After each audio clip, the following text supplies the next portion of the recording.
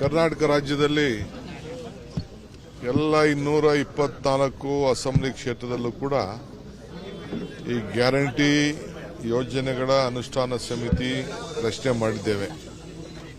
ರಾಜ್ಯ ಮಟ್ಟದಲ್ಲಿ ರೇವಣ್ಣವರು ಮತ್ತು ಕ್ಯಾಬಿನೆಟ್ ದರ್ಜೆ 5 ಜನ ಉಪಾಧ್ಯಕ್ಷರನ್ನ ನೇಮಕ ಮಾಡಿದ್ದೇವೆ.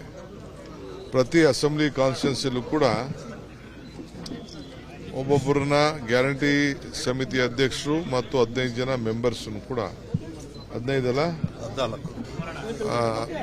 ಒಟ್ಟು 14 ಸದಸ್ಯರು ಒಟ್ಟು 15 ಜನ ಅವ್ರನ್ನ ಮಾಡಿದ್ದೇವೆ.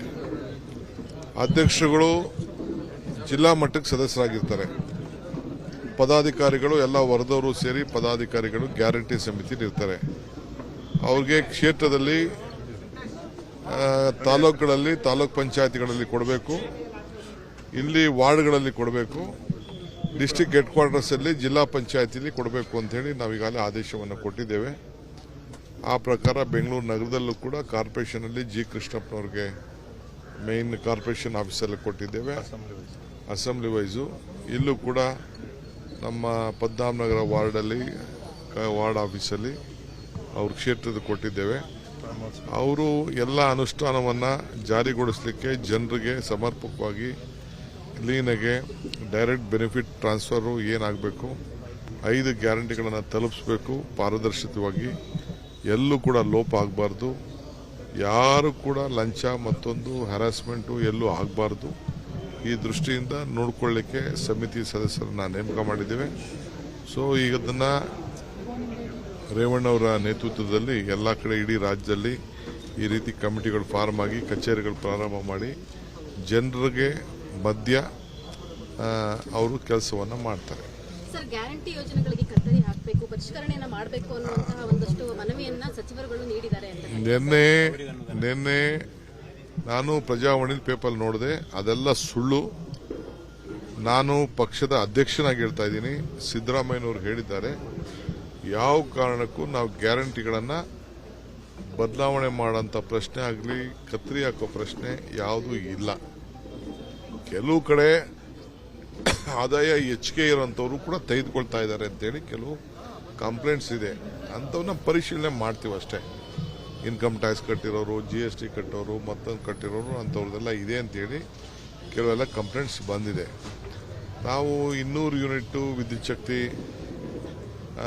10 kg ಅಕ್ಕಿ, 5 kg ಅಕ್ಕಿ, 5 kg ದುಡ್ಡು, 2,000 ರೂಪಾಯಿ ಹಣ, ಇವೆಲ್ಲ ಏನು ಕೊಡಬೇಕು ಅಂತ ಇದ್ದೀವಿ. ಬಸ್ನಲ್ಲಿ ಫ್ರೀ ಬಸ್ಸು, ಅದಕ್ಕೆಲ್ಲ ನಾವು ಈಗಾಗಲೇ ನಾವು ಮಾಡ್ತಾ ಇದ್ದೀವಿ. ನಿಧಾನಕ್ಕೆ ಕೆಲವು ಪ್ರತಿಯೊಂದು ವಿಚಾರಕ್ಕೂ ಒಂದು ಐಡೆಂಟಿಫಿಕೇಶನ್ ಕಾರ್ಡ್ ಕೂಡ ವ್ಯವಸ್ಥೆ ಮಾಡಬೇಕು ಅನ್ನೋದು ಕೂಡ ನಮ್ಮ ಆಲೋಚನೆ ಇದೆ. ಪರಿಸ್ಥಿತಿ ನೋಡಿ ನಮ್ಮ ಸಮಿತಿಯವರು ಅದನ್ನು ತೀರ್ಮಾನವನ್ನು ಮಾಡ್ತಾರೆ. ಈಗೇನು 56,000 ಕೋಟಿ ರೂಪಾಯಿ ಬಜೆಟ್ನಲ್ಲಿ ಸಿದ್ದರಾಮಯ್ಯನವರ ನೇತೃತ್ವದ ಸರ್ಕಾರ ಈಗಾಗಲೇ ಅದನ್ನು ಮೀಸಲಾಗಿಟ್ಟಿದೆ. ಆಮೇಲೆ ಬಸ್ನಲ್ಲೂ ಪ್ರಯಾಣ ಮಾಡ್ತಾ ಇರೋಂಥವ್ರು ಕೂಡ ಹೆಚ್ಚಿಗೆ ಬಸ್ಸನ್ನು ಕೂಡ ರಾಮಲಿಂಗಾರೆಡ್ಡಿ ಅವರು ಈಗಾಗಲೇ ಸಾವಿರಾರು ಬಸ್ಗಳನ್ನು ಪರ್ಚೇಸ್ ಮಾಡಿದ್ದಾರೆ. ಸೊ ಎಲ್ಲ ಅದರಿಂದ ಆರ್ಥಿಕವಾದಂಥ ಶಕ್ತಿ ಕೂಡ ಜಾಸ್ತಿ ಆಗಿದೆ, ಪ್ರವಾಸ ಜಾಸ್ತಿ ಆಗಿದೆ, ದೇವಸ್ಥಾನಗಳಿಗೆ ಭೇಟಿ ಜಾಸ್ತಿ ಆಗಿದೆ, ನೆಂಟರುಗಳ ಮನೆ ಭೇಟಿಯಾಗಿದೆ. ಸೊ ವಹಿವಾಟು ಕೂಡ ಎಲ್ಲ ನಡೀತಾ ಇದೆ. ಅವೆಲ್ಲ ಸುಳ್ಳು, ಅದೆಲ್ಲ ವಿರೋಧ ಪಾರ್ಟಿಯವ್ರದ್ದು. ಅವ್ರಿಗೆ ಇಂಥ ದೊಡ್ಡ ಯೋಜನೆ ತಂದ್ಬಿಟ್ರಲ್ಲ, ನಮ್ ಸಿಕ್ಲಿವಲ್ಲ ಅಂತ ಕೈ ಒಲಿಸ್ಕೋತಾ ಇದ್ದಾರೆ. ಅಭಿವೃದ್ಧಿ ಕಾರ್ಯಗಳಿಗೆ ಹಣ ಸಿಕ್ತಿಲ್ಲ ಇದ್ರ ಗ್ಯಾರಂಟಿಯಿಂದಾಗಿ ಅಂತ ಹೇಳಿ ಸಚಿವರು ಹೇಳಿದ್ದಾರೆ ಸರ್. ಯಾವ ಸಚಿವನು ಹೇಳಕ್ಕಾಗಲ್ಲ, ಯಾವ ಮುನಿಯಪ್ಪನವ್ರು ಹೇಳಿದ ಅದೆಲ್ಲ ನಿಮ್ಮ ಹತ್ರ ಮಾತಾಡಿರ್ಬೇಕಷ್ಟೇ. ಅವೆಲ್ಲ ಸುಳ್ಳು. ಏನ್ ಕೊಡಬೇಕೋ ಕೊಟ್ಟಿದೆ. 26,000 ಕೋಟಿ ಇತ್ತು ಕೃಷ್ಣ ಅವ್ರ ಬಜೆಟ್ ಇದ್ದಾಗ, 27-28,000 ಕೋಟಿ ಇತ್ತು. ಈಗ 3 ಲಕ್ಷ ಚಿಲ್ಲರೆ ಕೋಟಿ ಇದೆ. ಎಲ್ಲದಕ್ಕೂ ಯಾರು ಅದು ನಾವು ಎಲೆಕ್ಷನ್ ಮುಖ್ಯ ಅಲ್ಲ, ಜನ ಯಾವಾಗ ವೋಟ್ ಹಾಕ್ಬೇಕು ವೋಟ್ ಹಾಕ್ತಾರೆ, ನಂಬಿಕೆ ಇದೆ.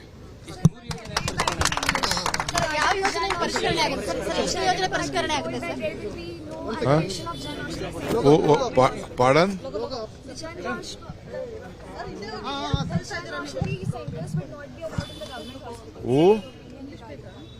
No, I am just not aware of that. I just check it back. I was out of town. I was in Delhi to attend my party meeting.